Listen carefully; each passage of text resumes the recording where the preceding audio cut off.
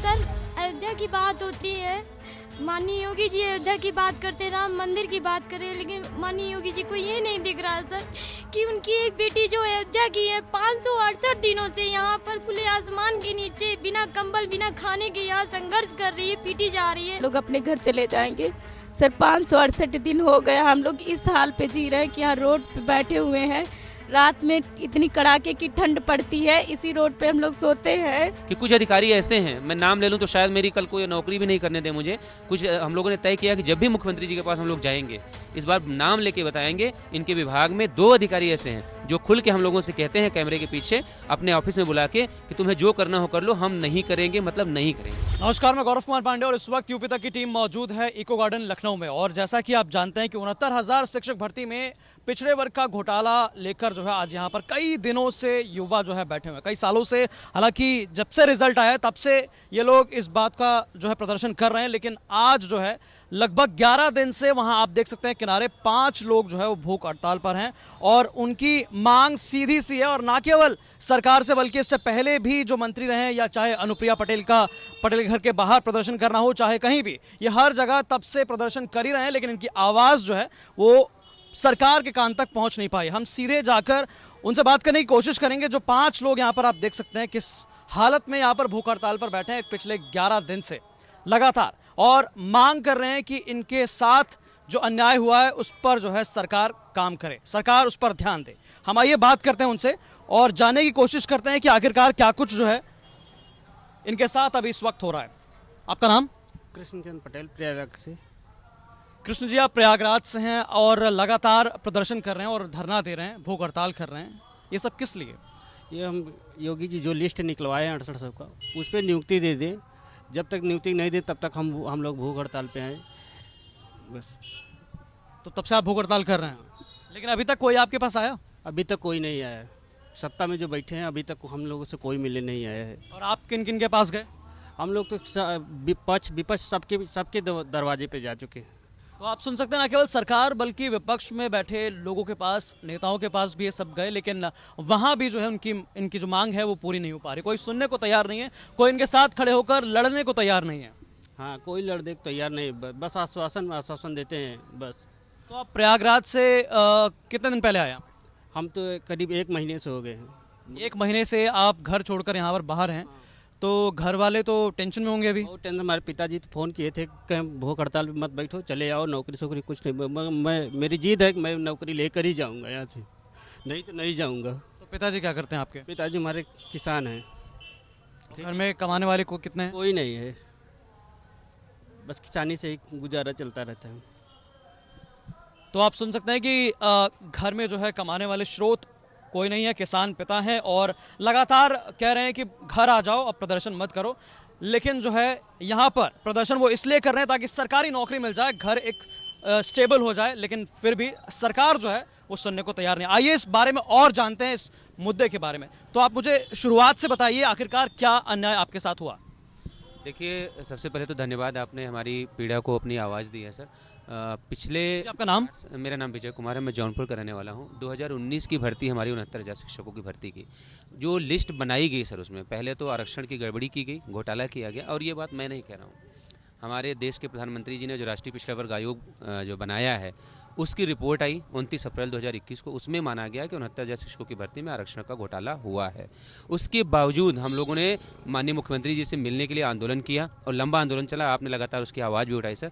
हम लोग अच्छा, क्या घोटाला हुआ?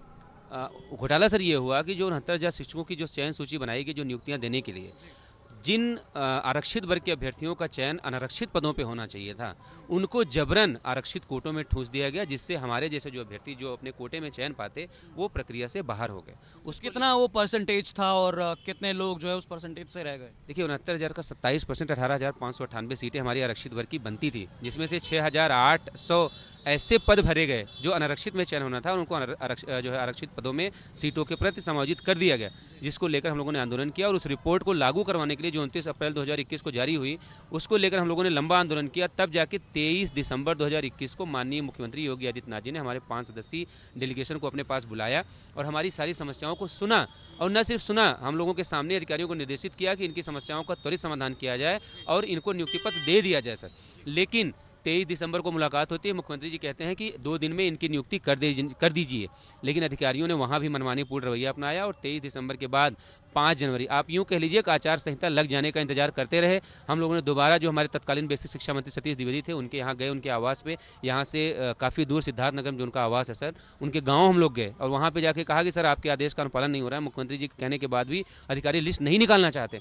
उसके बाद जब उन्होंने वहाँ से दोबारा फ़ोन किया, अधिकारियों को डांट लगाई, तब जाके 5 जनवरी 8 जनवरी को आचार संहिता लगनी थी सर, और 5 जनवरी को लिस्ट निकाल दिया गया और 8 को ये बहाना बना दिया गया कि आचार संहिता लग गई इसलिए आपकी नियुक्ति नहीं हो पा रही है।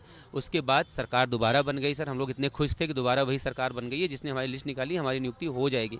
लेकिन सर ये अधिकारी कोर्ट में भी लचर पैरवी किए जिससे हमारी नियुक्ति ना हो पाए। आज भी वही इनका रवैया बना हुआ है। हम लोग सर इतने परेशान हो चुके हैं, जबकि मुख्यमंत्री जी ने कह दिया, उनकी प्रेस रिलीज है, बेसिक शिक्षा मंत्री ने बाकायदा प्रेस में, आपने भी सर उसको खबर को चलाया कि जो है आरक्षित वर्ग के जो अभ्यर्थी जिनका नुकसान हुआ सरकार उनका सुधार करके नियुक्ति पत्र देगी। उसके बाद भी नियुक्ति हम जो है 2019 की भर्ती है और 2023 भी चला गया, 2024 में हम लोग सर हैं। एक पूरा कार्यकाल निकल गया सरकारों का, लेकिन आज तक हम जहाँ थे वहीं पे आज भी हैं और सड़क पर यहाँ पे मरने को छोड़ दिए गए। यहाँ ये परिस्थिति है कि रात में इतनी भीषण ठंड यहाँ पे पड़ती है कि हमारे तमाम लोग ठंड की वजह से बीमार हो रहे हैं सर, कोई सुनने वाला नहीं है। अब जाके थोड़ी सी उम्मीद इसलिए दिख रही है, जो हमारी अनुप्रिया दीदी हैं, अपना दल की नेता हैं और भारत सरकार में कैबिनेट मंत्री हैं, उन्होंने जो हमारे केंद्रीय गृह मंत्री जी हैं अमित शाह जी, जो पिछले दिनों उनके आवास के सामने जो प्रदर्शन आप लोगों ने किया उसके बाद वो उठी जी, हम लोग गए थे उनके आवास पे और वहाँ पे हम लोगों ने अपनी बात उठाई और जाना भी इसलिए पड़ा सर मजबूरी में कि जब 500 से अधिक 550 दिन यहाँ पे पूरे हो गए, कोई सुनवाई नहीं हो रही थी, तो फिर ये हुआ कि एक बार सर मैं बताऊँ आपको, चाहे वो सत्ता पक्ष का हो चाहे विपक्ष का हो, कोई भी ऐसा मंत्री विधायक सांसद नहीं है जिसके आवास पे हम लोग अपनी समस्या बताने के लिए नहीं गए हैं, लेकिन कोई सुनवाई नहीं हो रही है।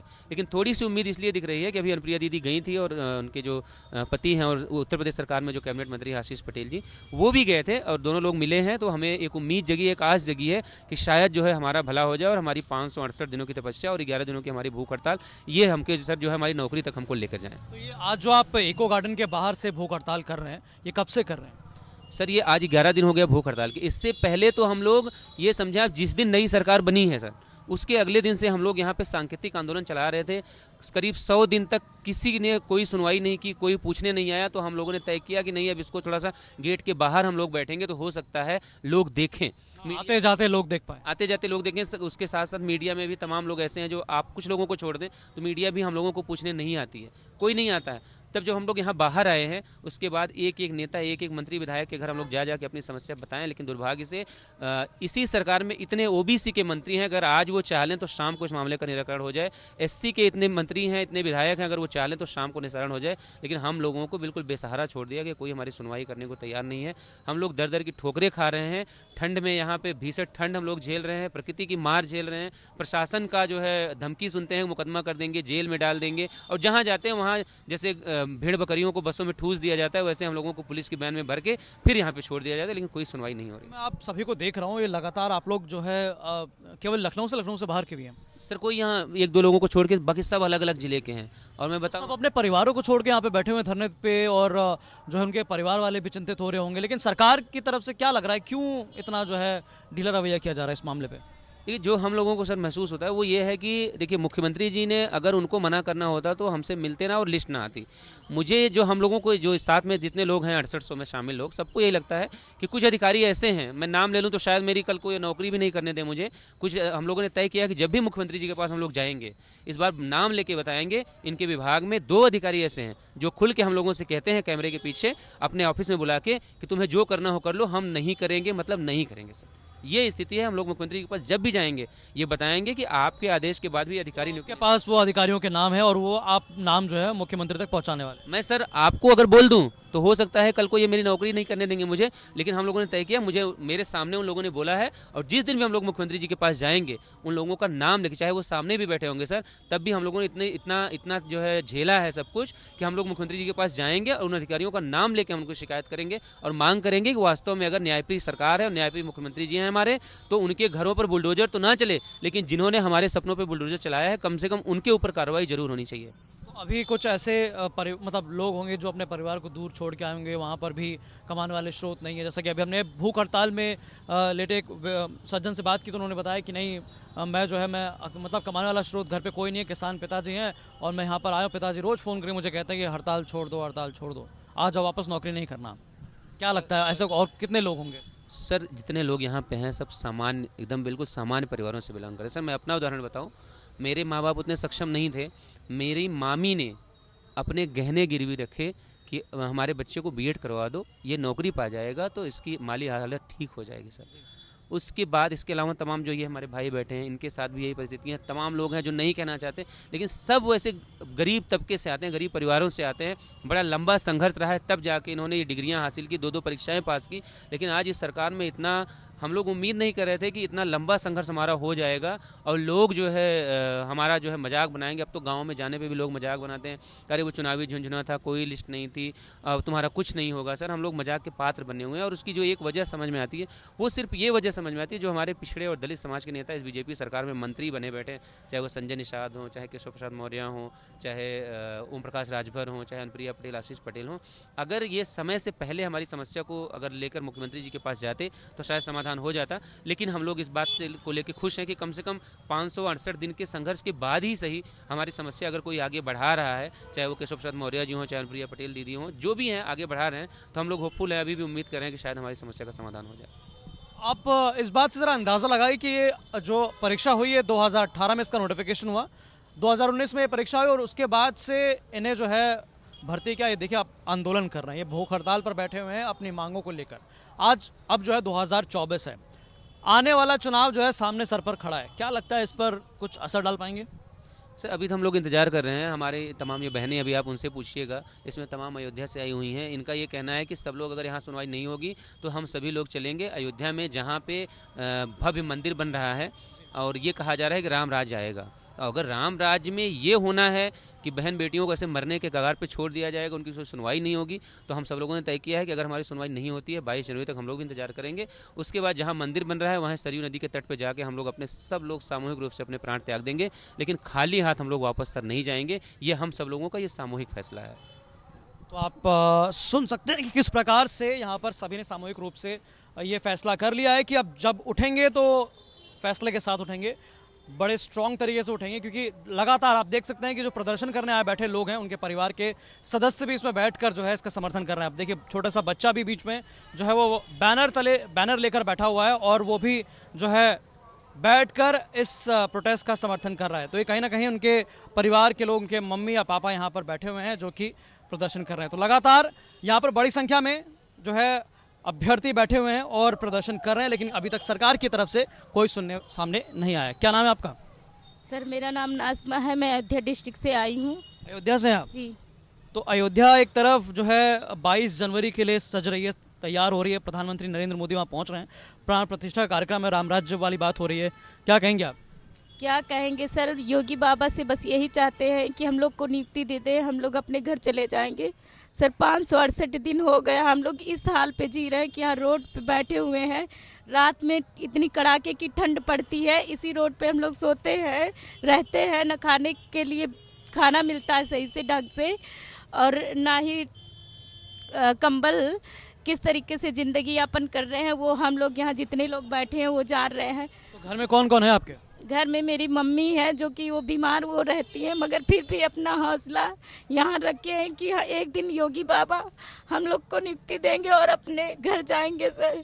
और बहुत परेशान है, सारी दीदियाँ यहाँ इतनी परेशान है और सारे भाई जो भी बैठे हैं सारे परेशान है। इतना दिन हो गया कि धैर्य की भी कोई सीमा होती है सर, कब तक धैर्य रखें हम लोग।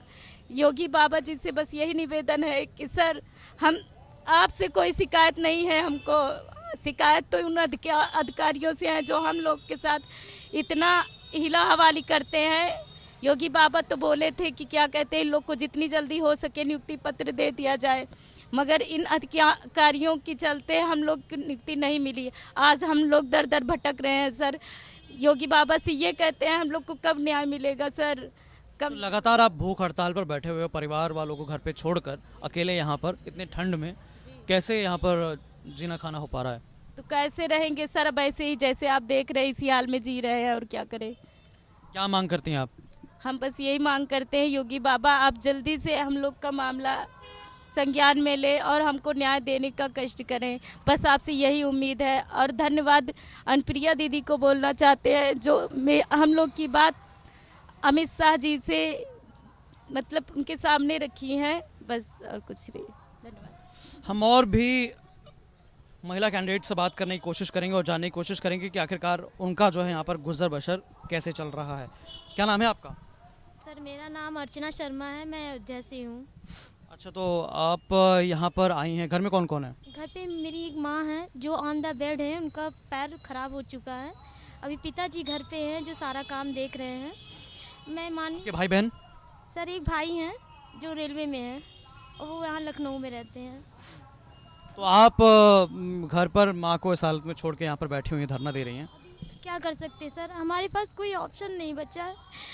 सर अयोध्या की बात होती है, माननीय योगी जी अयोध्या की बात करते, राम मंदिर की बात करें, लेकिन माननीय योगी जी को ये नहीं दिख रहा है सर कि उनकी एक बेटी जो अयोध्या की है 568 दिनों से यहाँ पर खुले आसमान के नीचे बिना कंबल बिना खाने के यहाँ संघर्ष कर रही है, पीटी जा रही है, लेकिन उसे न्याय नहीं मिल रहा है। क्या हम लोगों ने इसलिए पढ़ाई की थी, आंखों में बहुत सारे सपने लिए थे कि आज हम पढ़ेंगे और जैसे हमारा भविष्य उज्जवल होगा वैसे हम आगे आने वाले भावी युवाओं का भविष्य उज्जवल कराएंगे, लेकिन हम नहीं जानते थे सर कि हमारी स्थिति इतनी दयनीय हो जाएगी। आज हम खुद उस मोहताज हो जाएंगे नौकरी के, जो हम नहीं होना चाहिए था। सर यहाँ पर हमारे भाई जो 11 दिन से भूख हड़ताल पे बैठे हैं लेकिन उनको न्याय नहीं मिल रहा है। मैं अनुप्रिया दीदी से हाथ जोड़कर धन्यवाद करना चाहती हूँ कि उन्होंने हमारी बात को, हमारी आवाज़ को माननीय योगी जी तक पहुँचाया और अमित शाह सर से बात की और मुझे पूर्ण विश्वास है कि वो हमें न्याय दिलाएंगी। और मैं माननीय योगी जी से ये भी कहना चाहती हूँ कि माननीय योगी जी अब बस बहुत हो गया, हमारी स्थिति बहुत खराब है, हम लोग यहाँ रहने के किसी भी लायक नहीं है, प्लीज़ हमारी मदद कर दीजिए, हमें न्याय दे दीजिए बस। और हम कुछ नहीं चाहते, हम अपने घरों को वापस जाना चाहते, सुकून चाहते हैं और कुछ नहीं चाहते हैं सर। बिल्कुल, आप सभी जैसा कि जानते हैं कि किसी भी परीक्षा के लिए एक तो जी तोड़ मेहनत चाहिए होती है, मेहनत में भी वक्त लगता है, उसके बाद एग्ज़ाम देते हैं। एग्ज़ाम देने के बाद आप सोचिए 2018 में इसका नोटिफिकेशन आया, 2019 में ये परीक्षा हुई, उसके बाद से अब 2024 है, नौकरी अभी भी नहीं मिली। अब जो है ये लड़ रहे हैं अपने हक के लिए। और भी महिलाओं से हम बात करेंगे यहाँ पर। क्या नाम है आपका? सर हमारा नाम प्रियंका कटियार है, हम कानपुर से हैं। कानपुर से हैं आप? तो प्रियंका जी, आपके घर पे कौन कौन है? हमारे घर पे हमारे सास ससुर हैं, सास हमारी हार्ट पेशेंट है, 2 बच्चे हैं, हमारे हस्बैंड ने। तो बच्चे कहाँ हैं? बच्चे घर ही पे हैं, छोड़ के आते हैं उनको। 1 जनवरी को हम यहाँ देख रहे थे, बहुत भीड़ थी यहाँ पे, सारे बच्चे लोग आ रहे थे, उनके पेरेंट्स आ रहे थे, तो उनको देख के रोना आ रहा था कि हम अपने बच्चों के साथ नहीं रह पा रहे। क्यों? तो आप पीड़ा जो है वो देख सकते हैं। यहाँ पर महिलाएं जो है काफ़ी इमोशनल हैं इस बात को लेकर कि 1 जनवरी यानी नए साल के दिन जो है जब यहाँ पर इको गार्डन में, क्योंकि लोग आते हैं, भीड़ आती है, फैमिलीज आती हैं, सब थे, तो यहाँ पर उनके परिवार से दूर बैठकर यहाँ पर भूख हड़ताल कर रहे हैं, प्रदर्शन कर रहे हैं इस बात को लेकर कि उनकी मांगे जो हैं वो पूरी की जाएंगे। और यहाँ पर कुछ लोग भूख हड़ताल पर बैठे हैं कई 11 दिनों से, उनकी भी बातें, उनकी भी जो है सिचुएशन कोई समझने को तैयार नहीं। यहाँ पर मुख्यमंत्री योगी आदित्यनाथ के पास जो है ये बात तो पहुँची है, सीएम की तरफ से कहा भी गया कि जल्दी इसका निपटाया जाए, लेकिन उसके बावजूद जो है इस मामले में काफ़ी सुस्त रवैया जो है अधिकारियों की तरफ से, ऐसा इनका आरोप है कि वो सुस्त रवैये की वजह से जो है काम पूरा नहीं हो पा रहा है। तो बाकी तमाम ऐसी जानकारी और अपडेट्स के लिए आप देखते रहिए यूपी तक। कैमरामैन रंजीत के साथ मैं गौरव कुमार पांडे।